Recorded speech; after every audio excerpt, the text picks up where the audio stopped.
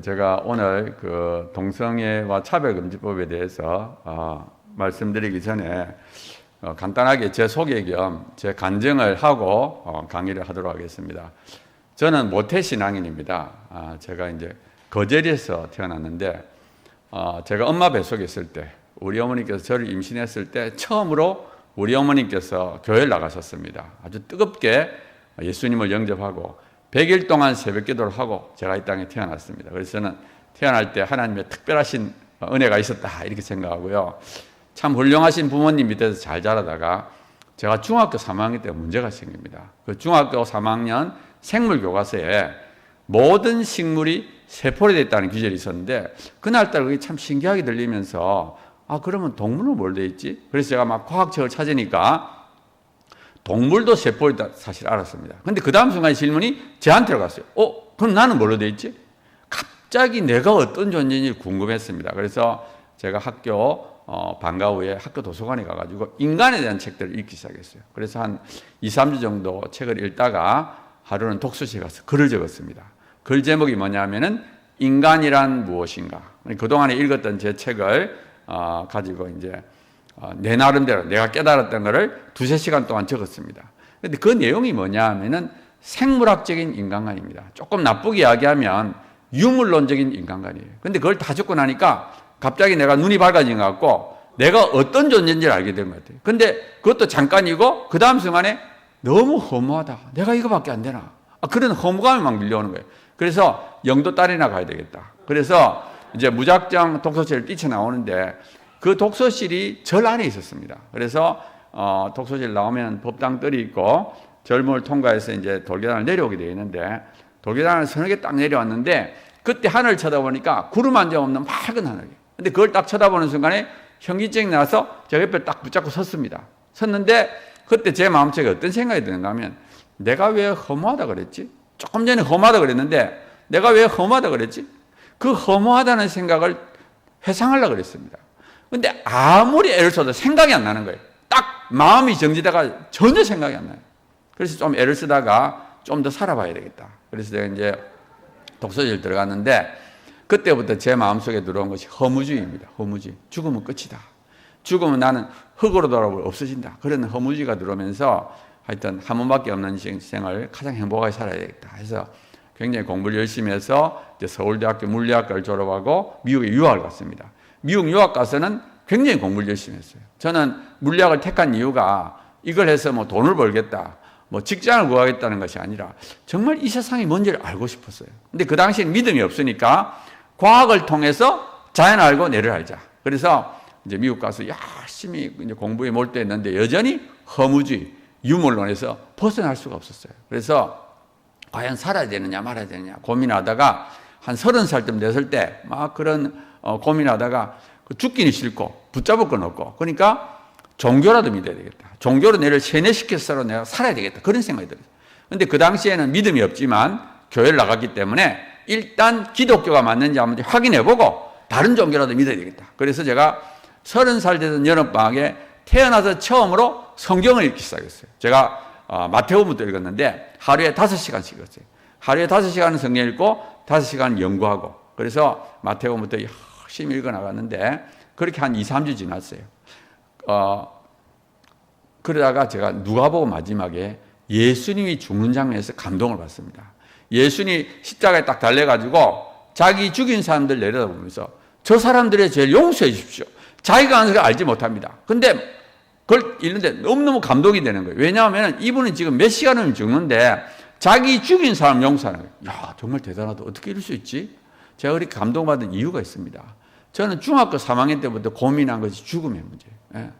어떻게 하면 이 죽음의 문제를 해결할 수 없을까 해서 철학책도 읽어보고 근데 해답을 찾을 수가 없었어요. 근데 예수님은 죽기 전에 죽인 사람 용서하는 야, 정말 대단하다.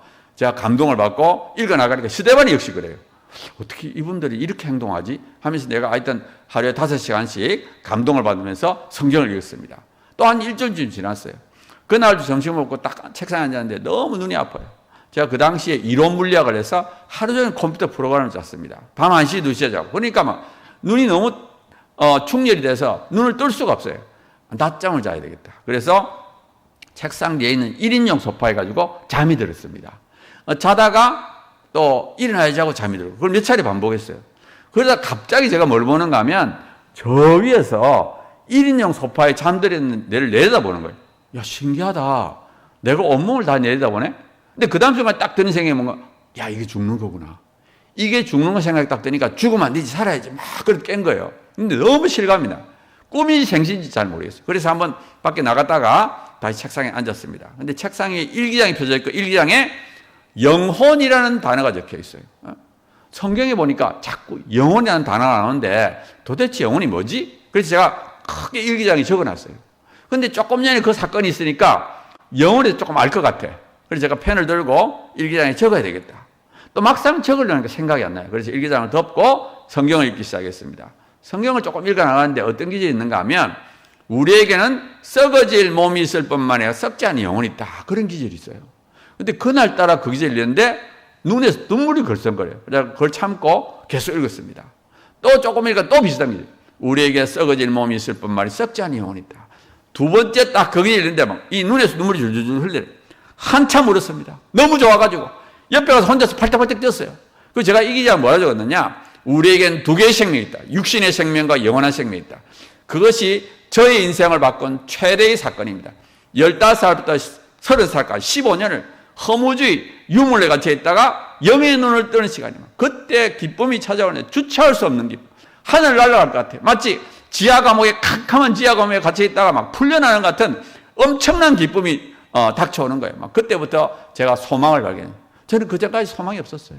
우리나라에서 인류대학, 미국에서도 인류대학, 그다음에 지도교수가 유명한 사람이고 모든 것이 승승장구했지만 죽으면 끝인데 무슨 의미가 있어?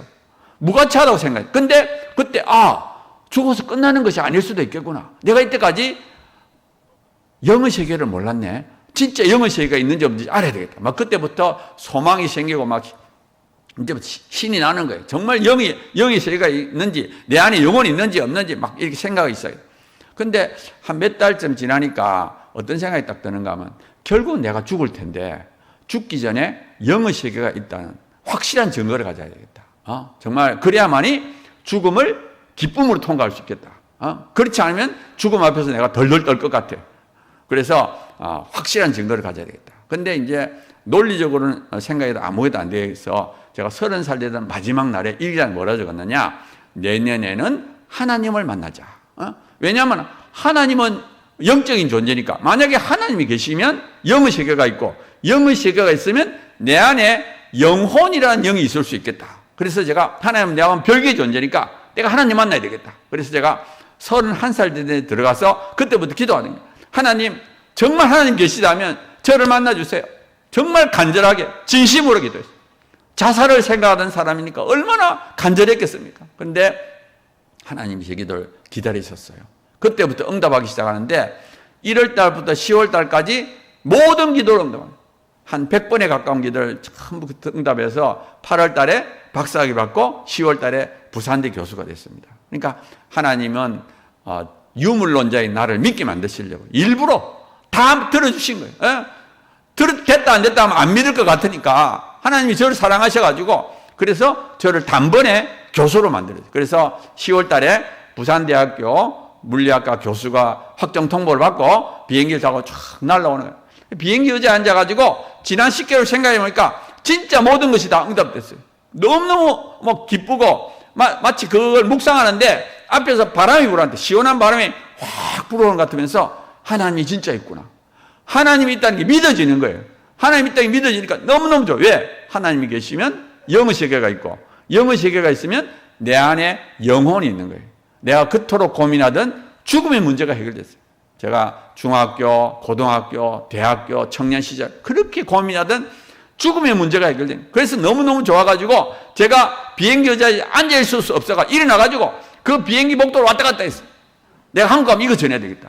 지금도 내처럼 허무주의, 유물에 갇혀있는 수많은 사람들이 있을 텐데 내가 이걸 전해야 되겠다. 막 그 기쁨과 감격이라는 것은 말로도 할 수 없어요. 너무너무 감격적으로 제가 31살 되던 해 10월 달에 한국을 도착했습니다. 근데 그때부터 제 삶에 어려움이 닥쳤어요. 그게 뭐냐면 죄라는 문제입니다. 그렇게 하나님이 저를 사랑하셔서 교수로 만들어졌는데 딱 한국에 도착하자마자 부딪히는 것이 죄라는 문제. 하여튼 그때부터 또 수많은 사건들이 있었는데 다사다난한 삶을 살았습니다. 그러니까 영의 눈을 뜨는 것이 끝나는 게 아니라 시작이더라고요. 그때부터 하여튼 수많은 일을 겪으면서 하여튼 기도응답 받은 걸 세알림 한 몇천 번이 되고요.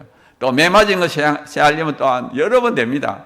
근데 하나님이 저를 사랑하셔가지고 끝까지 붙들어가지고 예수님을 믿게 만드셨어요. 그래서 저는 지금 세 가지를 믿습니다. 첫 번째, 하나님은 진짜 살아계시다. 두 번째로, 우리는 진짜 죄인이다. 세 번째로는 그러한 우리를 끝까지 사랑하셔서 예수님을 믿게 만드시는 사랑의 하나님. 그래서 저는 지금이 제 인생의 황금기입니다. 나 같은 죄인을 끝까지 붙잡아가지고 예수님 믿게 만드시고 또 거룩하게 만드셔서 하나님의 도구로 지금은 또 전국을 다니면서 이 동성애 차별금지법에 대해서 강의하도록 저를 만들어주시고 얼마나 감사하고 기쁜지 저는 지금이 제 인생의 황금기를 보내고 있다. 너무 기쁘고요. 저에게는 꿈이 있습니다. 제 꿈은 뭐냐? 죽을 때 설레는 마음으로 죽자. 그게 제 꿈입니다. 그래서 아직도 저는 믿음이 부족하다고 생각해요. 더 믿음을 가지고 진짜 믿음을 갖고 죽음을 믿음으로 통과하고 싶어요. 그리고 나의 죽는 모습을 보면서 나의 자녀와 손자와 모든 사람들이 하나님의 살아계심과 천국이 있다는 걸 믿게 만들고 싶어요. 그리고 나의 자녀와 손자들도 설레는 마음으로 죽음을 통과하게 만들자. 그래서 제 꿈은 뭐냐? 진짜 믿음을 갖자. 두 번째, 진짜 믿음을 다음 세대에 전하자. 그게 이제 제 소망이고 좋습니다. 그래서 저는 이 차별금지법 이거를 너무 좋아합니다. 왜냐하면은 차별금지법이 너무 어렵기 때문에 이건 정말 인간의 힘으로 할 수 없기 때문에 저는 일이 목표가 아니에요. 지금도 제 목표는 하나님께 더 가까이 가는 겁니다. 어려우면 어려울수록 하나님의 역사가 나타나 내가 할 수 있는 일이 아니기 때문에 이 일을 통해서 하나님을 더 경험하는 것이 나의 목표입니다. 그래서 저는 이 사역을 너무너무 즐겁게 하고 있습니다. 이제 PPT를 올려주시면 제가 PPT를 보면서 말씀드리도록 하겠습니다. PPT 올려주십시오. 예. 처음에는 제가 조금 전에 말씀드린 내용을 잠깐 요약을 해서 체계적으로 말씀드리겠습니다. 기독교의 기본 내용. 그래서 우리가 사는 이 세상은 무엇으로 구성되어 있나요? 그래서 보이는 세계와 보이지 않는 세계. 저는 옛날에는 보이는 것밖에 없는 줄 알았습니다. 정말 어떻게 보면 교회 다니는 사람들은 보이지 않는 세계가 당연히 있다고 생각하니까 이렇게 한데 교회 바깥에 있는 사람은 다 영의 세계가 없다고 생각해요. 그리고 죽으면 끝이라고 생각합니다. 근데 또 교회 다니는 사람들도 아직 영의 눈을 확실하게 못 뜬 사람들은 긴가민가 할 수도 있습니다. 그래서 우리가 살고 있는 이 세상은 보이는 세계와 보이지 않는 세계가 있고 특별히 인간은 몸과 영혼으로 구성되어 있습니다. 그래서 인간은 아주 독특한 존재로 되어 있습니다. 그리고 이 보이지 않는 세계, 영의 세계는 이 세상과 분리되어 있는 것이 아니에요. 공존하고 있고요. 실제로 영향을 줍니다. 대표적인 것이 우리의 마음입니다. 우리 마음에 하나님도 감동을 줄 수가 있고요. 마귀도 유혹할 수 있습니다. 하나님은 마귀가 우리에게 속삭이는 걸 허용하셨어요. 그래서 우리 마음에 떠오르는 생각을 분석을 해야 됩니다. 자기 마음에 떠오르는 생각이 전부 자기 거라고 생각하는데 어떤 거는 하나님으로부터 오는 거, 또 어떤 거는 마귀로부터 오는 거, 또 물론 자기 영혼이 하는 것도 있겠죠. 그래서 우리 마음속에 떠오르는 생각을 분석을 해야 됩니다. 이 세상에 지금 수많은 죄악이 일어나요. 그 사단이 속삭이는 거를 자기 생각인 줄 알고 행동을 옮기는 그런 사람들이 있습니다. 영의 세계를 모르니까. 그래서 우리 직접 영향을 줄 수도 있지만 간접적으로 영향을 줄 수도 있어요. 그래서 다른 사람을 통해서 우리에게 말을 할 수도 있고요. 또 다른 사람이 만든 작품, 예를 들어 영화라든지 연극이라든지 소설이라든지 인간이 만드는 작품은 전부 다 영적인 작품입니다.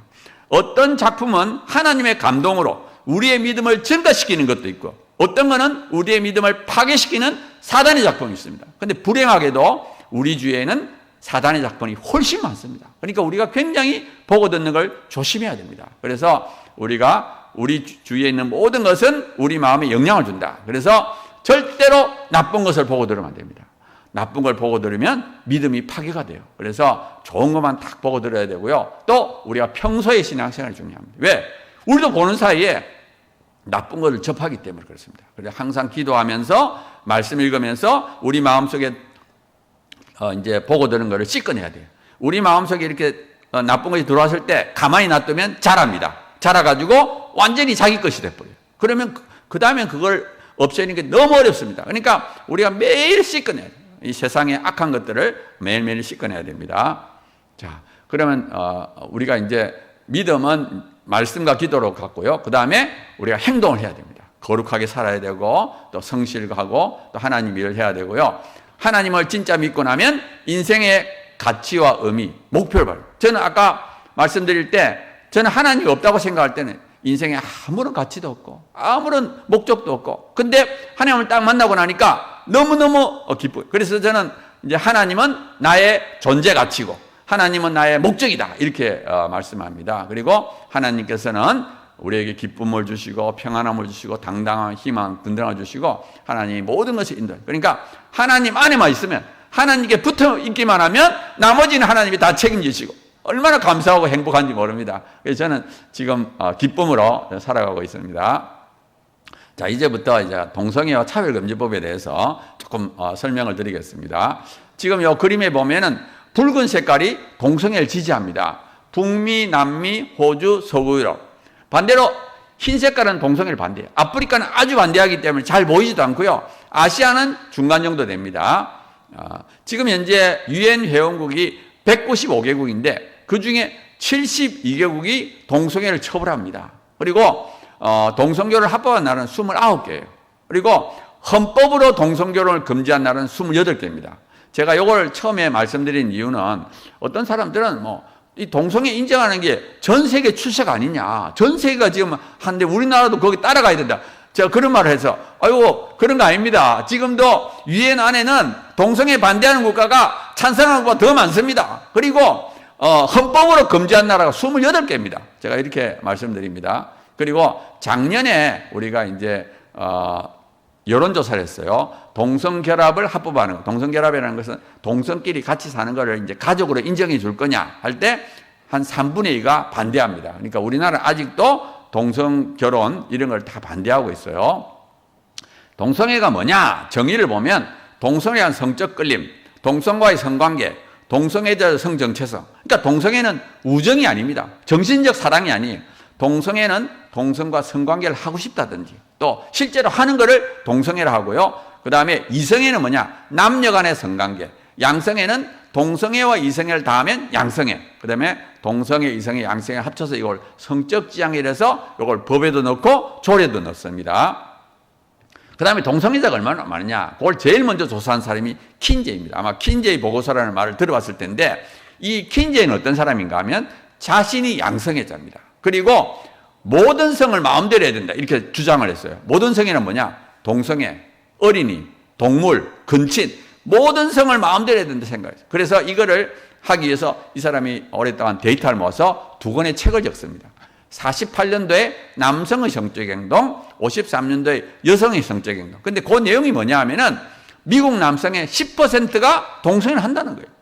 이 킨제이 그 책을 냈을 때 센세이션을 일으켰어요. 왜냐하면 이렇게 많이 해? 너무 놀란 거예요. 근데 사실은 킨제이는 이렇게 수치를 크게 만들기 위해서 문제가 있는 사람을 조사했어요. 성범죄자, 노출증 환자, 소아요자, 교도소 감자 이렇게 성적으로 문제가 있는 사람을 표본의 4분의 1, 25% 해가지고 굉장히 많이 한다 이렇게 주장을 했습니다. 최근 들어서는 정부 차원에서 대규모로 조사합니다. 그래서 해보니까 캐나다, 영국, 미국에서니까 동성애자 1%, 양성애자까지 합쳐도 2%밖에 없는 킨제이 결과가 과장이 되었죠. 우리나라의 경우에는 데이터가 별로 없어요. 1996년도에 한국 에이즈 연맹에서 전국에 있는 동성애자를 했을 때 10,000명입니다. 그 당시 인구 비율로는 0.07%. 그 다음에 2003년도에 한국성과학연구소에서 서울에 있는 남자를 대상으로 조사했어요. 그러니까 동성애자가 0.2%, 양성애자 0.3%, 동성애 경험이 1.1%. 그 다음에 2011년도에 다시 한국성과학연구소에서 서울에 있는 사람을 조사했는데 동성애 경험이 남자는 1.1%, 여성은 0.3%. 그러니까 우리나라에서는 여성 동성애자는 남성 동성애자의 한 4분의 1밖에 안 됩니다. 그 다음에 2015년도에 한양대학교에서 이제 또 조사를 해보니까 동성애 경험이 0.3, 응답거절이 0.4. 그러니까 응답거절까지 합쳐도 0.7밖에 안 돼요. 그럼 왜 이렇게 한양대학교가 적으냐? 이건 전국을 다 했습니다. 전국을. 그러니까 서울에 했을 때보다 작아지는 거예요. 그러니까 서울이 동성애자가 많은 거예요. 근데 서울이 동성애자가 많은 걸 어떻게 알 수 있느냐? 그 동성애와 에이즈는 밀접한 관계를 갖고 있습니다. 동성애를 하다 보면 에이즈에 많이 걸려요. 근데 동성애 하지 않는 일반 사람은 거의 에이즈에 안 걸립니다. 그래서 에이즈 환자 분포를 보면 동성애자 분포를 알 수 있어요. 그래서 우리가 이제 에이즈가 보통 보건소를 통해서 발견되기 때문에 전국의 그 에이즈 환자 비율에 비해서 서울이 2배입니다. 그 말이 뭐야? 서울이 동성애자가 2배로 많다는 뜻입니다. 그래서 지금 여기 있는 데이터를 보면 2003년도에 서울에 있는 남자가 동성애자가 0.2%죠. 그럼 그 당시 2003년도에 전국을 하게 되면 전국의 남성 동성애자는 0.1%입니다. 절반. 그 다음에 2003년에 비해서 지금은 에이즈 환자가 한 7배 정도 늘어났습니다. 그러니까 2003년도에 그 에이즈 환자에 비해서 지금 현재 한 7배가 증가했기 때문에 지금은 남성 동성애자가 대략 0.7% 정도 될 것이다. 추정을 하고요. 그 다음에 여성은 그것이 한 4분의 1 정도 될 것이다. 그러면 결과적으로 그걸 평균하게 되면 얼마나 되느냐? 0.45%. 그래서 대략 15만 명이 동성애자가. 그 다음에 양성애자는 동성애자의 한 1.5배가 됩니다. 한 23만 명. 그 다음에 동성애 경험은 동성애자의 한 5.5배가 돼요. 83만 명. 그러니까 대략 지금 우리나라는 한 8, 90만 명 정도 있다. 그러니까 작은 숫자는 아니죠. 작은 숫자는 아니고 이게 계속 늘고 있습니다. 현재. 그래서 우리가 굉장히 조심을 해야 될 단계입니다. 그 다음에 이제 제가 말씀드리고 싶은 것은 동성애는 유전도 선천적이지 않다. 타고나는 것이 아니다. 왜냐하면은 서우가 이렇게 합법화가 될 때 동성애가 타고난 줄 알았어요. 그래가지고 서우가 이제 다 이제 받아들이게 됐습니다. 그래서 동성애는 절대 타고나는 것이 아니다 하는 것을 말씀드리는데 제가 먼저 신앙적인 말씀을 드리면 만약에 동성애가 타고나는 것이라면 그 사람이 태어나기도 전에 동성애자로 결정이 됐다면 그렇게 하신 분이 하나님입니다. 하나님이 그 사람을 동성애자로 만들고 또 정죄할 수가 있겠습니까? 절대 그럴 수 없지요. 하나님은 공의로시기 때문에 절대로 동성애로 타고나지 않습니다. 그래서 신앙적인 말씀을 드리고 이제 과학적으로 반박을 하면 첫째, 자녀를 적게 낳으면 그건 유전이 될 수 없어요. 우리가 유전이 된다는 것은 자기 몸에 있는 유전자가 다음 세대 넘어가야 되잖아요. 근데 동성애자는 아기를 못 낳습니다. 남자 둘이서 여자 둘이서 아기 못 낳죠. 그러니까 자기 몸에 있는 유전자가 다음 세대 넘어가지 못하기 때문에 만약에 동성애 유전이라면 이미 없어져야 돼요. 왜냐하면 아기를 못 낳으니까. 그 다음에 자 그러면 왜 이렇게 서구에서는 동성애를 유전이라고 오해를 했느냐? 이게 과학자 때문이에요. 이 동성애자이면서 과학자들은 너무 열심입니다. 이 대표적인 논문이 1993년도에 해머라는 동성애자가 남성 동성애는 X키 28과 관련이 있다고 사이언스에 발표. 이 사이언스가 굉장히 유명한 잡지입니다. 그 유명한 잡지에 발표하면서 머릿말에다 뭐라 적었느냐? 이 결과는 99%의 신뢰도를 갖는다. 그냥 이건 맞다는 거죠. 99% 맞다니까. 그러니까 막 언론들이 대수특필하면서 일반인들하고 과학자들이 다 믿게 된 거예요. 근데 다행스럽게 6년이 지나서 라이스라는 사람이 그 부분을 조사했어요. 조사해 보니까 일반인과 동성애자를 비교해 보니까 별 차이가 없었어요. 그래서 남성 동성애와 X기스와는 관련 없다고 사이언스에 발표합니다. 2005년도에는 해머를 포함한 연구팀이 더 많은 사람을 조사해요. 1993년에 40명을 했으면 2005년도에는 456명, 11배를 11배. 해보니까 남성 동성애하고 X기스와 관련이 없었습니다. 그래서 이분들이 논문을 내면서 왜 자기들이 옛날에 있다 그랬는데 왜 지금 없다 그러는지 자기들이 설명을 해요. 그러니까 해머가 자기 결과를 번복한 거죠. 그 다음에 2012년도에 23,000명을 조사합니다. 이게 왜 이렇게 갑자기 느는가 하면 방법이 테크닉이 달라졌어요. 그래서 옛날보다는 이제 과학기술이 발달하면서 테크닉이 달라져서 23,000명을 조사했는데 동성애 유전자 발견 못했고요. 2019년도에는 48만 명을 조사했습니다. 그중에 동성애 경험한 사람이 한 27,000명, 경험하는 사람이 45만 명 해가지고 48만 명을 조사했는데 역시 동성애 유전자가 없다. 그러니까 과학적으로도 분명하죠. 그 다음에 이제 또 한 가지 좋은 방법이 뭐냐? 동성애가 타고나는지 아닌지를 확인할 수 있는 좋은 방법이 뭐냐면 일란쌍둥이의 동성애 일치 비율입니다. 여기 왜 좋은가 하면 일란쌍둥이는 한 개의 수정란이 두 사람이 됐어요. 그러니까 이 두 사람은 똑같은 유전자를 갖고 있습니다. 그러니까 만약에 동성애 유전자 있다면 두 사람이 동시에 갖고 있는 거예요. 그 다음에 같은 엄마 뱃속에 자랍니다. 그러니까 호르몬이라든지 뭐 모든 영향을 동일하게 받습니다. 그러니까 모든 선천적인 영향을 동일하게 받고 유전자도 똑같고, 그러니까 정말 이게 타고나는 것이라면 이 일란쌍둥이는 두 사람이 동시에 동성애자라든지 동시에 안 돼야 돼요. 그래서 2000년 이후로 3번의 대규모 조사했는데 2010년도에 제일 많은 사람을 조사했을 때 남자는 9.9%, 여자는 12.1%의 일치율을 보입니다. 그래서 우리가 대략 10%, 10명 다 1명이다. 그러니까 모든 선천적인 영향이 동일함에도 그 중에 10명 다 1명이 일치하고 9명이 달라요. 그 다음에 일란쌍둥이는 태어난 다음에 같은 부모 밑에서 같은 환경에 자랍니다. 후천적인 영향도 같아요. 선천적인 영향도 같고 후천적인 영향도 같고, 그런데 10%, 그러면 이 선천적인 영향은 10%가 안 된다는 뜻이에요. 그러니까 동성애는 절대 타고나는 것이 아니다. 이거는 과학적으로 분명하다는 것을 알 수가 있습니다. 자, 이제부터 이제 차별금지법에 대해서 좀 살펴보겠습니다. 지금 현재 국회에는 4개의 법안이 올라와 있어요. 2020년에 차별금지법, 정의당에서 냈고요. 작년에 민주당에서 3개를 냈습니다. 총 4개가 지금 국회에 올라와 있습니다. 그리고 그 차별금지 사유에는 성적 지향과 성별 정체성이 있어요. 성적 지향은 아까 말씀드린 대로 동성애, 이성의 양성을 뜻하고요. 성별 정체성은 자기 성별에 대한 인식입니다. 이게 들어가 있고요. 그 다음에 성별의 정의 안에 제3의 성이 있습니다. 예를 들어서 성별의 정의는 남성, 여성, 그 외 분류할 수 없는 성. 그게 남자도 아니고 여자도 아닌 성이 있다는 거죠. 그래서 이것이 지금 4개 법안에 다 있습니다. 그래서 이제 성별 정체성은 뭐냐?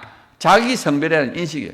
예를 들어서 제가 남자입니다. 저는 생물학적으로 남자예요. 근데 내가 남자지만, 생물학적으로 남자지만 내가 마음으로 나는 여자다 이렇게 생각할 수 있어요. 그 본인이 생각하는 인식, 그게 성별 정체성입니다. 그래서 트랜스젠더는 생물학적 성과 반대로 생각하는 사람, 이걸 트랜스젠더라고 그래요. 그래서 우리가 성별 정체성을 차별금지한다는 말은 트랜스젠더를 차별하면 안 된다는 뜻이에요.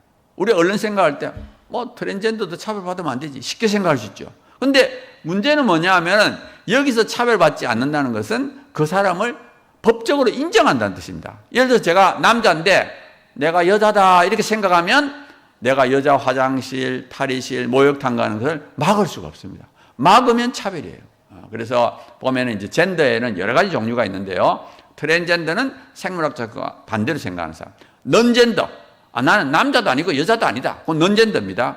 뉴트로이스, 나는 중성이다, 무성이다. 그 다음에 젠더 프루이드, 프루이드가 유체입니다, 유체. 이건 변하는 거예요. 예를 들어서 뭐 여름에는 남자였다가 겨울 되면 여자가 되고 하여튼 이렇게 자꾸 나는 변한다. 그럼 본인이 생각이니까 어떻게 돼요? 데미젠더는 나는 반은 남자고 반은 여자다. 폴리젠더는 나는 여러 가지 젠더가 있다. 또 바이젠더는 나는 남자인 동시에 여자다. 그러니까 자기 마음으로 생각하는 것이니까 이거는 수십 가지, 수백 가지가 있을 수 있죠. 근데 이거를 법적으로 인정하는 거예요. 그 사람이 생각하는 것을 인정해 주자. 여기에 이제 성별 정체성 차별금지가 됩니다.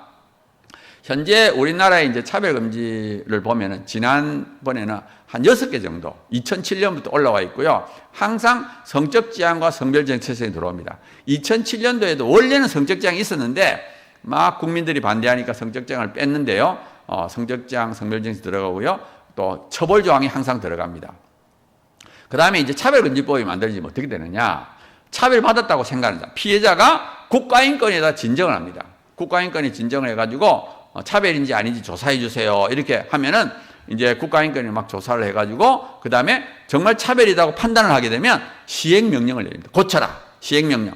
그 다음에 시행명령을 따르지 않잖아요. 그러면 이행강제금 3천만 원까지 이행강제금을 부과할 수 있고요. 그래도 말을 안 듣면 또 이행강제금을 또 부과할 수 있어요. 그 다음에 법원에다 넘깁니다. 그 다음에 변호사 비용을 대줘요. 그러니까 차별받는 사람은 가해자는 아주 그냥 혼이 나지요. 그래서 이 국가인권에는 차별금지법을 만들려고 그래요. 왜냐하면 국가인권이 준사법기관입니다. 왜냐하면 자기가 판단을 해요. 이게 차별인지 아닌지를 판단하고 시행명령과 이행강제금을 부과하니까 막강한 힘을 갖죠. 지금 현재는 국가인권위가 권한이 없습니다. 그냥 공고만 하고 공고만 해도 따르고 안 따르고 상관없습니다. 안 따르도 돼요. 그러니까 지금 권한이 별로 없는데 차별금지법을 만약에 만들고 나면 막강한 힘을 가지죠. 그리고 그 차별금지 사유가 20몇 가지가 되니까 엄청난 힘을 갖게 되죠. 그래서 이 국가인권위는 이걸 만들려고 합니다.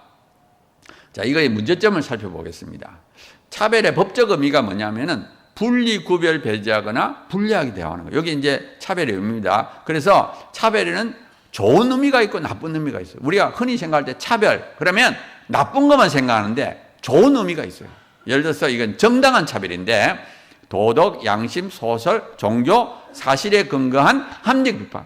요거는 정당해요. 요거는 정당히 차별을 해야 돼. 그러니까 그리고 또 차별금지 사유에도 두 종류가 있습니다.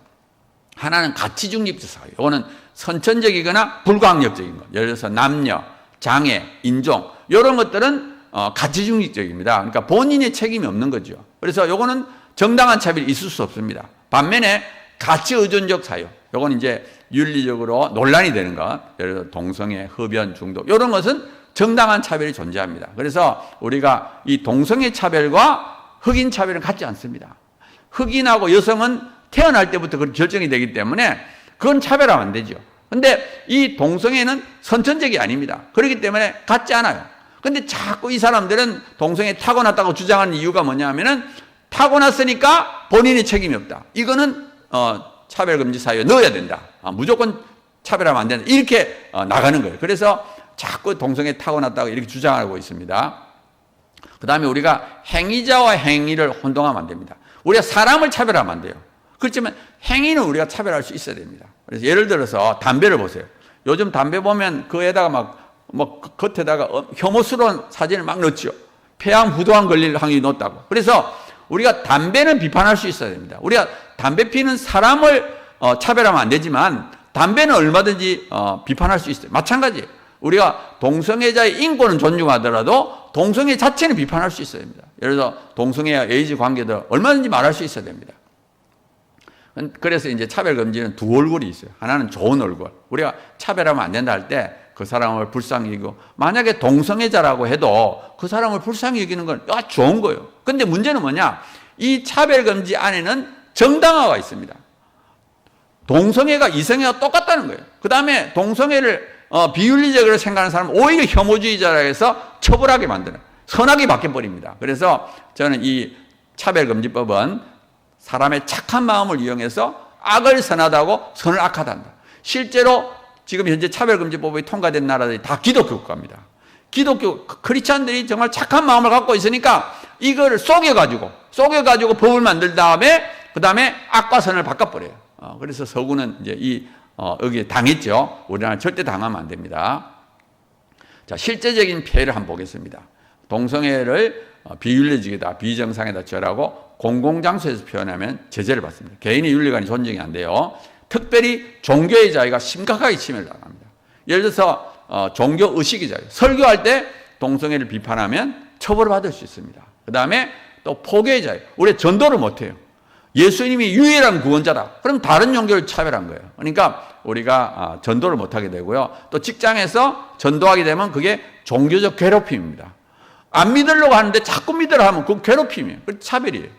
그 다음에 교육의 자유를 침해합니다. 그래서 학생을 모집할 때 동성애자는 안 된다. 그래 학칙에 딱 넣으면 그것도 역시 차별이 됩니다. 자, 그러면 이제 그 다음에 실제적인 예를 좀 보겠습니다. 2004년도에 스웨덴 법원이 주일 설교 시간에 동성애를 이제 비판한 설교를 했는데 1심에서 징역 1개월 실형을 냈고요. 그 다음에 영국에서는 노방전도할 때 이 데살로니가 전서의 말씀을 듣고 성적 타락을 설교했는데 역시 이게 체포가 됐습니다. 그 다음에 또 영국에서 교도소에서 동성결혼을 잘못했다는데 그거를 이제 금지시켰고요. 또 캐나다에서는 이 동성애를 금지하는 성경 구절을 이제 전단지를 나눠줬는데 역시 이것도 이제 증오 범죄다 해가지고 소송 7,500달러의 손해배상하고 수십만 달러의 소송 비용을 지불하게 됐습니다. 그 다음에 이제 또 다른 예를 보면 영국에서 성공회 교회인데 청년 사역자를 모집할 때 동성애자를 채용하지 않았다고 해서 8,500만 원 손해배상을 했고요. 또 역시 영국인데 직장에서 무슬림을 전도했다고 해서 역시 이거는 종교적 괴롭힘이다 해서 징계를 받았습니다. 그 다음에 이제 또 외국 대학의 경우를 보면 캐나다 기독교 대학인데 학칙 안에 동성애를 반대하고 일부일처제를 준수해야 된다는 넣어놨어요. 이것이 있다고 로스쿨 인가를 취소해 버렸습니다. 그 다음에 미국에서는 대학교 동아리인데 역시 동아리 회칙 안에 일부일처제하고 동성애를 반대한다고 해서 동아리 인가를 거부했습니다. 그 다음에 이제 더 심각한 것이 교육입니다. 유치원부터 동성애와 성전환이 정상이라고 가르쳐요. 그렇기 때문에 어린아이, 백지 같은 마음을 가진 아이들한테 동성애와 성전환이 괜찮다고 가르치기 때문에 청소년 동성애자, 청소년 트랜스젠더가 늡니다. 예를 들어서 영국에서 보면은 10년 만에 33배, 스웨덴도 10년 만에 10대 여성 청소년이 15배. 그러니까 애들이 그냥 동성애자, 트랜스젠더 이렇게 동성애자가 되는 거예요. 제가 이 일을 하다 보니까 학부모들이 저를 많이 찾아옵니다. 찾아와가지고 자기 자녀가 동성애자라고 트랜스젠더라고 그거 좀 고칠 수 없냐 막 울면서 애원을 해요. 근데 그거 고치집니까? 자기 마음에 그게 엉뚱하게 들어가 있는데 약도 없지요. 그래서 제가 막 그냥 새벽 기도로 가서 기도하면서 아이의 마음을 바꾸라고, 아이의 마음이 바뀌어야지 이거를 고칠 수 있는 거다고 제가 그렇게 합니다. 지금 우리나라의 차별금지법이 통과 안 됐는데도 불구하고 지금 우리 주위에 자기 자녀 문제로 고통하는 사람들이 많아요. 예를 들어 어떤 사람들은 미국 유학 갔다가 돌아오면서 동성애자가 된 자녀들이 있습니다. 그 고통은 말로도 할 수 없어요. 뭐 어떤 사람들은 그냥 거의 우울증에 빠져가지고 자녀 문제 때문에. 그래서 우리나라는 차별금지법이 통과 안 됐는데도 이러는데 만약에 통과된다고 생각해 보세요. 유치원부터 초중 고등학교 계속 동성애 트랜스젠더가 괜찮다고 하는데 안 되겠어요? 서구처럼 10배, 20배, 30배로 증가하는 거예요. 절대 이 차별금지법을 막아야 됩니다. 우리 자녀를 위해서도 막아야 됩니다. 그 다음에 남녀 구분이 없어져요. 그래가지고 남자인데 이제 트랜스젠더가 돼가지고 나는 여성이다 해가지고 이제 여성 경기에 나가요. 요거는 이제 원래 남자였다가 여성 격투기에 나가가지고 해가지고 상대방이 두개골이 파손되고 이제 뇌진탕이 되는 그런 일이 생겼고요. 그 다음에 럭비입니다. 한번 보세요. 남자하고 여자하고 비교가 안 되지요. 남자가 여자가 돼도 뼈하고 근육은 남아 있습니다. 그러니까 진짜 여성이 아니 절대적으로 불리하지요. 그 다음에 레슬링. 저는 이 사진 볼 때, 저 목 졸린 여자 보면, 아이고, 너무 끔찍해. 이건 남자하고 여자하고 붙으면 누가 이깁니까? 당연히 남자가 이기죠. 이건 여자들이 정말 결사적으로 반대해야 됩니다. 또 이거 작년 6월 달에 보세요. LA 찜질방에 여탕에 들어간 사람. 이 모습을 보세요. 이게 여자입니까? 완전 남자지요. 그리고 완전히 뻘거벗고 들어갔어요. 그런데 성기가 남자 성기를 달고 있는 거예요. 한번 생각해 보세요. 이 한인 찜질방인데 완전히 여탕에 남자 완전히 몸을 갖고 완전히 나체로 들어갔어요. 그래가지고 돌아니까 뭐 발칵 뒤집어졌지요. 근데 이 찜질방 주인은 이걸 막을 수가 없습니다. 막으면 차별이에요. 그래서 지금 뭐 이런 일이 생기는 거예요. 그러니까 우리가 황당한데 차별금지법이 이런 황당한 법이라는 거예요. 그러니까 모르니까 통과시키는 거예요. 그 다음에 요거는 이제 두 사람이 똑같은 사람입니다. 이쪽 남자하고 이쪽 여자 모습이랑 똑같아요. 원래 남자예요, 남자. 그리고 뭐 수술도 안 했습니다. 성기를 그대로 갖고 있어요. 이 사람이 강간을 저질렀어요. 밖에서 강간을 저질렀어요. 그런데 자기 여자라는 거예요, 여자. 그래가지고 나는 여성교도소에 넣어달라. 여성교도소 들어가 또 4명을 또 성폭행했습니다. 이게 말이 됩니까? 강간범을 어떻게 여성교도소에 넣어줍니까? 이게 말이 돼요? 말이 안 되지요. 말이 안 되는데 법이 통과되면 이걸 넣어줄 수밖에 없는 거예요. 그 다음에 화장실에서 성범죄가 일어나요. 그래서 저는 이 차별금지법의 가장 큰 피해자는 학부모와 여성이다. 이건 결사적으로 여성들이 막아야 돼요. 남자 여자 구분이 없어져 버리고 우리 자녀들을 망가뜨리는 법은 차별금지법입니다. 이걸 막아야 돼요. 그 다음에 우리나라는 남자만 군대를 갑니다. 만약 군대 안 가고 싶으면 그때쯤 돼서 넌 여자인 것 같아요. 그러면 끝나는 거예요. 여자인데 뭐 마음으로 여자라 그러는데 어떻게 하겠어요. 그 다음에 또 여자하고 결혼할 수 있습니다. 나는 여성인 동시에 레즈비언이다 이런 거예요. 레즈비언. 그러면 난 여자를 좋아하는 여성이에요. 그러니까 말이 안 되죠. 근데 실제로 이렇습니다. 보통 남자가 여자로 한 40%가 레즈비언이라고 주장해요. 자, 그 다음에 이제 이런 주장이 나올 수 있습니다. 그러면 독소조항을 빼고 만들면 안 되느냐. 성적 지향, 성별 정체도 빼고, 그냥 괜찮은 걸로만 해서 차별금지법을 만들자. 이렇게 주장할 수 있어요. 그것도 안 됩니다. 왜 그게 안 되는가 하면, 이 차별금지법, 이걸 우리가 포괄적 차별금지법이라고 그래요. 그래서 20가지 쫙 한 다음에 마지막에 등이 있으면 등, 그 밖의 사유. 근데 요 등하고 그 밖의 사유 안에 성적 지향이 들어간다고 해석을 합니다. 이걸 누가 하느냐? 법원이 했어요. 법원. 그래서 예를 들어서 미국 같은 데도 보면은 원래 법에는 성적 지향이 없어요. 그런데 그 등 안에 성적 지향이 있다고 판사가 결정하래요. 판사. 진보적인 생각을 가진. 우리나라도 마찬가지입니다. 그래서 그 안에 성적 지향이 없더라도, 명시적으로 없더라도 있는 거와 똑같습니다. 특히 우리나라는 국가인권법에 이미 성적 지향이 있습니다. 그리고 우리나라는 차별인지 아닌지 판단하는 것이 국가인권이에요. 국가인권의 법에 이미 성적 지향이 있습니다. 그러니까 당연히 성적 지향이 있는 걸로 간주하죠. 그리고 우리나라 국가인권에는 한술 더 떠가지고 성별을 젠더라고 해석하고 젠더 안에 성적 지향과 성별 정성이 있다 이렇게 해석합니다. 그리고 또 하나는 처음에 우리가 법을 새로 만들 때는 공청회도 하고 이게 굉장히 복잡해요. 근데 일단 법을 만들고 나서 개정하는 건 쉽습니다. 그래서 우리가 독소조항이 없는 그런 차별금지법을 만들었다고 해도 얼마든지 쉽게 독소조항이 들어갈 수 있어요. 그래서 절대로 우리가 포괄적 차별금지법을 만들면 안 됩니다. 그 다음에 또 개별적 차별금지법은 우리가 찬성해요. 이 개별적 차별금지법이 뭐냐면은 차별금지 사유 하나에 대한 것. 남녀, 장애, 외국인 이렇게 차별금지 사유 하나에 대한 법을 우리가 개별적 차별금지법이라고 부릅니다. 그러니까 우리는 개별적 차별금지법은 찬성, 포괄적 차별금지법은 반대. 그래서 이제 누가 기독교인들이 어떻게 차별금지법을 반대하냐고 그러면 차별하자는 뜻이냐 이렇게 주장하면 그거 아니다. 우리는 개별적 차별금지법은 찬성한다.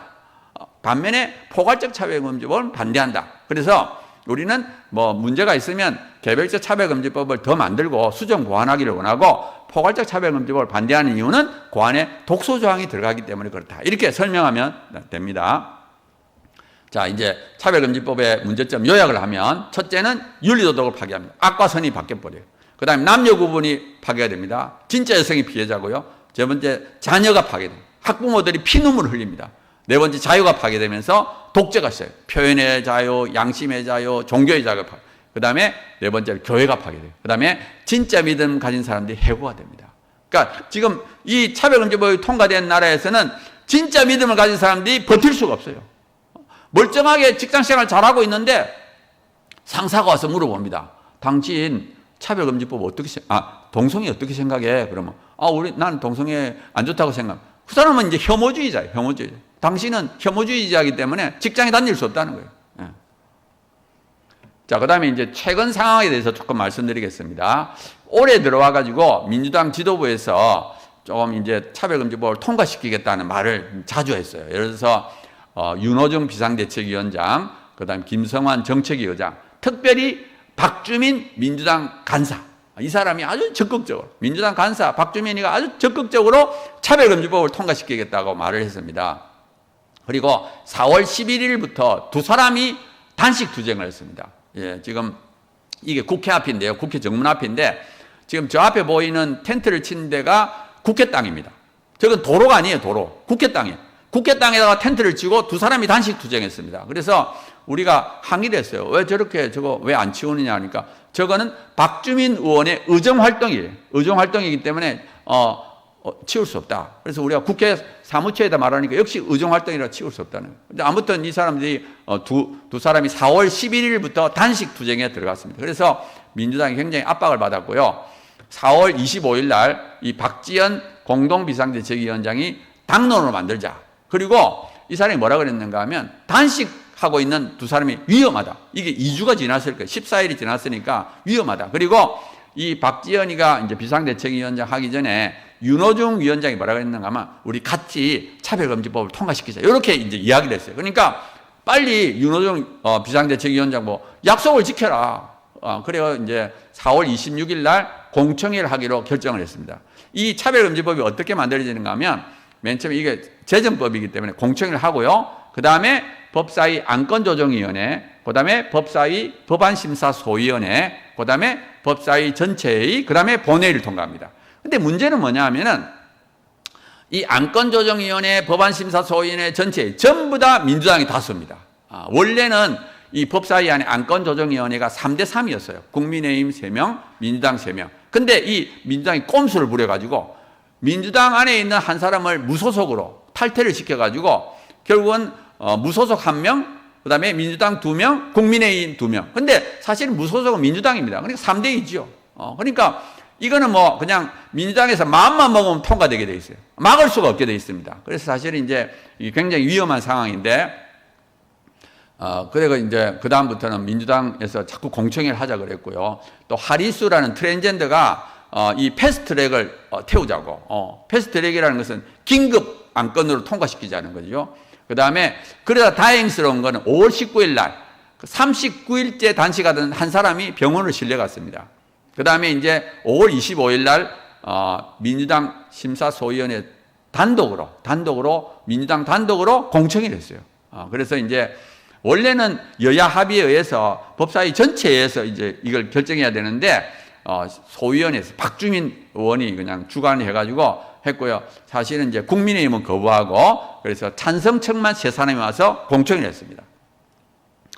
그 다음에 이제 다행스러운 거는 또 나머지 한 사람이 단식을 종료했어요. 근데 아무튼 지금 민주당하고 이 동성애 단체는 결사적으로 통과시키려고 합니다. 그래서 요번에 이제 지방선거에서 민주당이 좀 적기 때문에 조금 자제할 것 같아요. 그리고 다행스러운 거는 윤호중과 박지원 두 사람이 사표를 냈습니다. 그러니까 이 윤호중하고 박지원이 아주 열심히 차별금지법을 통과시키려고 했는데 이분들이 이제 사표를 냈기 때문에 조금 나아졌어요. 그렇지만 여전히 2024년 앞으로 2년 동안 굉장히 위험합니다. 그러니까 민주당이 통과시키다가 마음만 먹으면 통과되는 그런 구조를 갖고 있어요. 그래서 우리가 앞으로 2년 동안 강력하게 이거를 막아야 될 그런 상황이 되었습니다.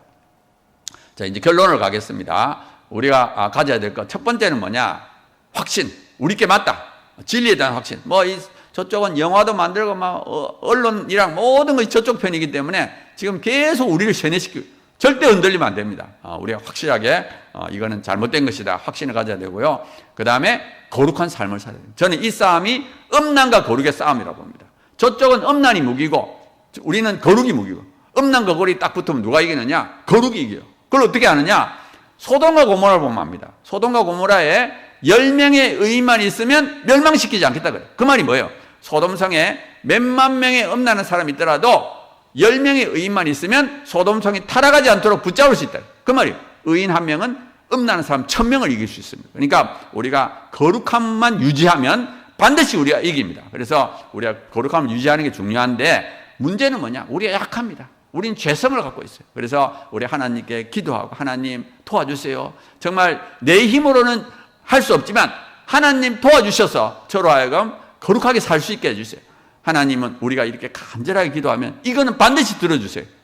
우리가 뭐 돈을 달라 이런 건 몰라도 우리가 거룩하게 살겠다는 것은 하나님 너무 기뻐하셔요. 그래서 우리는 어렵지만 성령님이 도와주시면 분명히 우리는 거룩하게 살 수 있습니다. 그래서 거룩한 삶을 살아야 되고요. 또 특히 이 시대는 음란한 시대이기 때문에 정말 우리가 본을 보여야 됩니다. 우리 10대, 20대 유혹을 엄청 받아요. 우리 어른들이 영적인 지도자들이 먼저 본을 보이면서 거룩한 삶을 살아라 해도 따라올 동 말동하는 그런 시대입니다. 그래서 우리가 정말 본을 보여야 되고요. 저는 뭐 영화를 잘 안 보는데 혹시 영화를 보면 이게 몇 세까지 볼 수 있느냐. 그래서 한 15세까지만 제가 봅니다.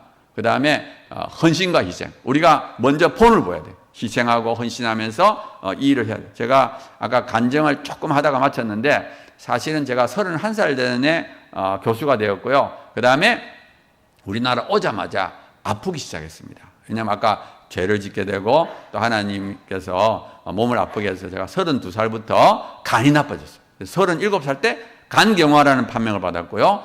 2020년, 그러니까 지금부터 2010년, 그러니까 지금부터 12년 전에 서울대학교에서 간암과 콩팥에 동시에 암이 있다 그랬어요. 그래서 제가 너무 놀랐습니다. 야, 이거 온몸이 다 퍼졌구나 했는데 다행스럽게 간은 이제 시술을 했고요. 왼쪽 꼬마는 떼냈습니다. 왼쪽 꼬마 떼냈는데 암은 아니라 그래요. 그래서 하여튼 제가 3개월, 4개월 이런 간격으로 CT하고 MRI를 찍고 있고요. 아무튼 제가 그래도 하나님께서 주신 은혜가 있어가지고 제가 2010년에 이제 서울대학교에서 간암과 콩팥에 암이 있다 그랬고 2013년도에 콩팥을 떼냈습니다. 근데 제가 사실은 이 일에 열심히 뛰어든 것이 2012년도입니다. 그 사이에 그때 조금 몸이 안 좋았지만 정말 내가 한번 하나님을 위해서 살다가 죽어야 되겠다. 그런 마음을 품고 제가 이 일에 뛰어들었는데 하나님이 그걸 기뻐하셔가지고 그 다음에 얼마 후에 제 이제 간이 나빠지게 만든 바이러스, 간염 바이러스가 없어져서 지금은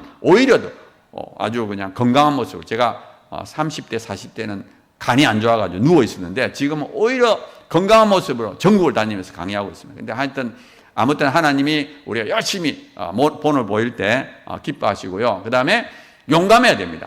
제가 이제 그 크리스찬 리더들을 만나다 보면 크리스찬 리더들이 의외로 두려워요. 아이고, 그건 자기는 못하겠대. 동성 이건 너무 어려운 거래. 그렇게 하면 안 됩니다. 리더들이 먼저 본을 보여야 돼요.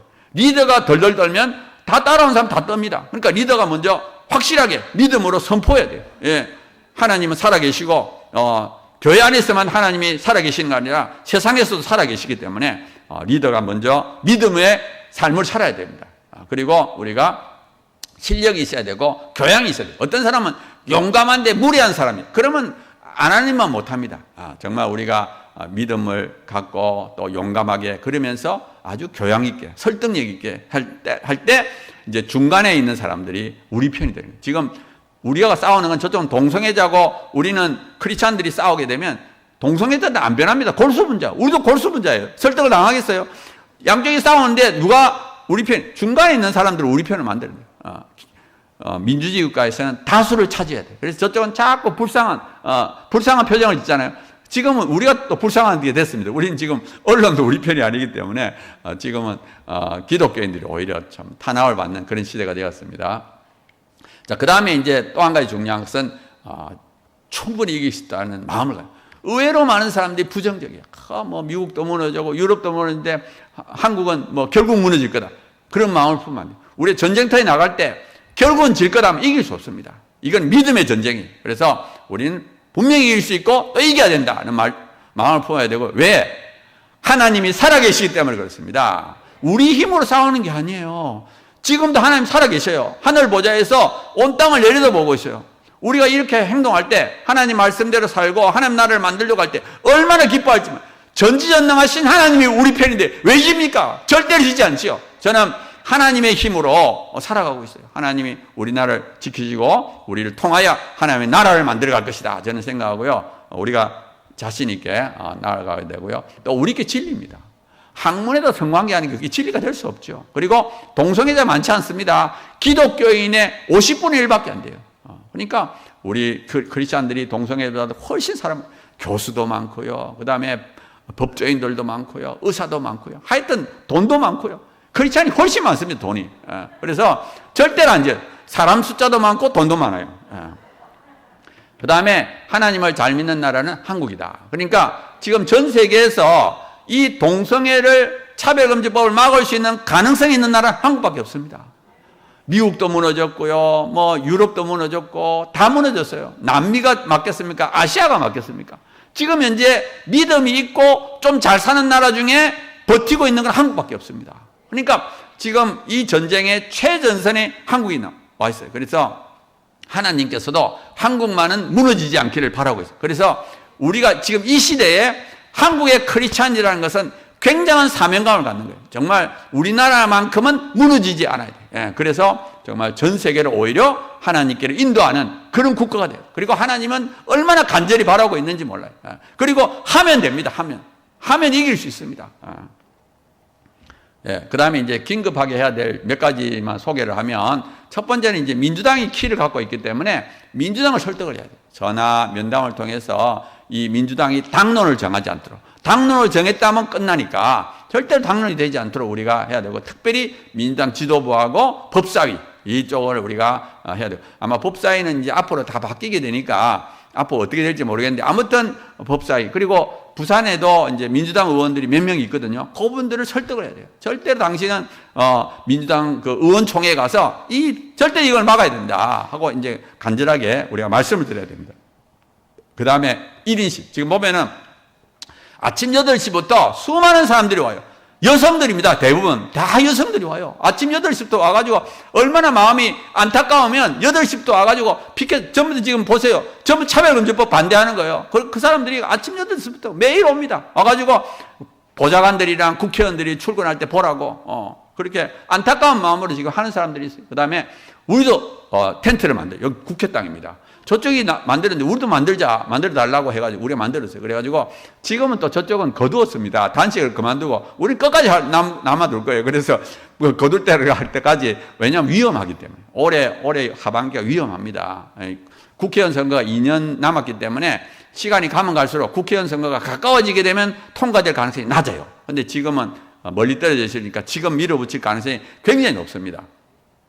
그 다음에 이제 다행스럽게 5월 15일 날 국회 앞에서 몇만 명이 모여가지고 이제 차별금지법 반대 집회를 했죠. 그 다음에 경남에서 5월 22일 날 했고요. 그 다음에 5월 29일 날은 전북에서 했습니다. 전북에서 몇천 명이 모였어요. 아마 전북이 생긴 이래로 제일 많이 모였다고 그래요. 몇천 명이 모여가지고. 그러니까 호남은 보구마율이 30%입니다. 그러면서 또 재미있는 건 민주당을 지지하면서 또 차별금지법을 반대해요. 그래서 아주 효과적입니다. 그 다음에 6월 5일 날은 또 광주, 그날은 비가 왔습니다. 비가 왔는데도 불구하고 몇만 명이 모여서 차별금지법 반대를 했습니다. 그래서 사실은 이런 것들이 굉장히 압박이 될 거라고, 민주당의 굉장히 압박, 특히 호남에서 이런 집회를 하는 것이 압박이 되었을 거라고 저는 생각하고요.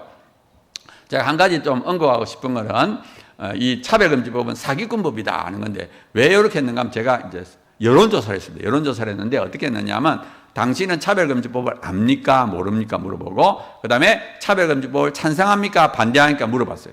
근데 차별금지법을 잘 알고 있다, 나는 차별금지 잘 압니다 하는 사람은 70%가 반대해요. 반면에 나는 차별금지법을 잘 모릅니다, 혹은 처음 들어봤습니다, 이런 사람들은 찬성이 반대보다 많습니다. 그러니까 모르면 찬성하고 알면 반대하는 거예요. 그리고 우리가 그 다음에 이제 몇 가지 질문했어요. 남자가 여자 화장실 들어가는 거 어떻게 생각하느냐, 남자가 여자 스포킹, 몇 가지 했는데, 그 몇 가지 하는 동안에 이제 이거 이런 법이냐 이렇게 알은 거죠. 그다음 마지막에 다시 물어요. 이러한 차별금지법을 어떻게 생각하냐. 그러니까 그건 아니지요. 그래가지고 처음 들어본다는 사람이, 잘 모르는 사람 60% 70%가 반대해요. 그러니까 차별금지법을 조금만 알면 이거는 찬성할 수가 없습니다. 한번 생각해 보세요. 남자가 여자 화장실 목욕탕을 들어가는 걸 어떻게 찬성합니까? 모르니까 찬성하는 거예요. 모르니까. 그래서 우리가 실체를 알려야 돼요. 그런데 불행하게도 지금 국민의 4분의 1밖에 모릅니다. 우리 여론조사에 보면 4분의 3은 몰라요. 그러니까 찬성이 더 많지요. 그래서 우리가 열심히 전단지를 나눠주면서 알려야 돼요.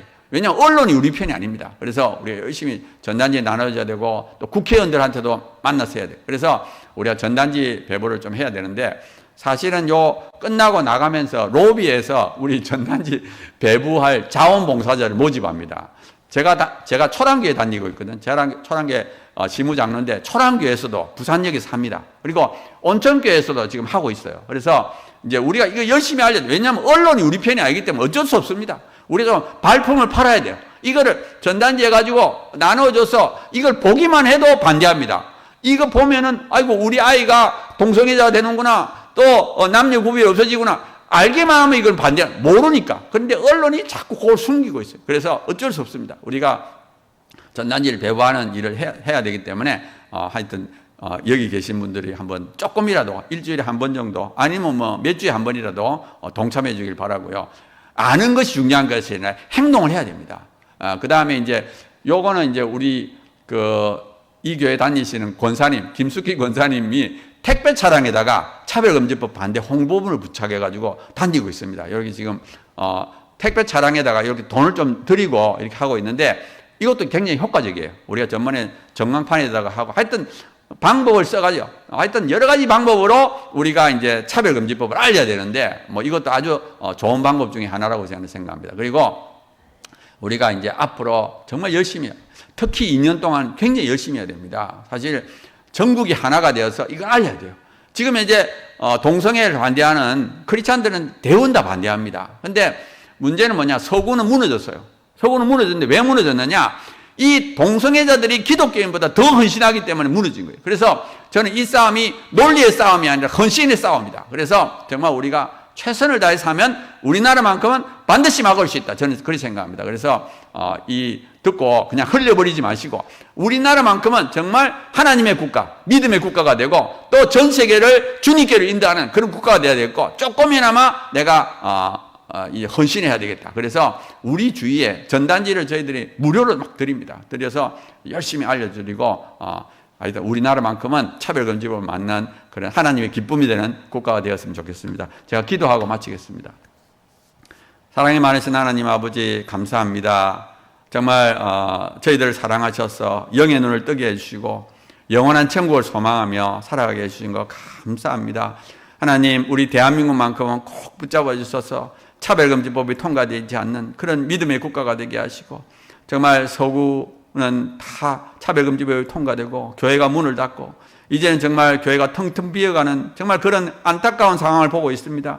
하나님, 우리 대한민국만큼은 정말 꼭 붙잡아 주시고 하나님의 도구로 삼아 주시고 우리 대한민국이 전 세계를 주님께로 인도하는 그런 국가가 되게 하시고 또 그 일에 저희들을 사용해 주시옵소서. 하나님 아버지, 저희들이 최선을 다할 때 나머지 모든 것은 하나님께서 책임져 주시고 인도하실 것을 믿고 감사하며 예수님의 이름으로 기도드리옵나이다. 아멘.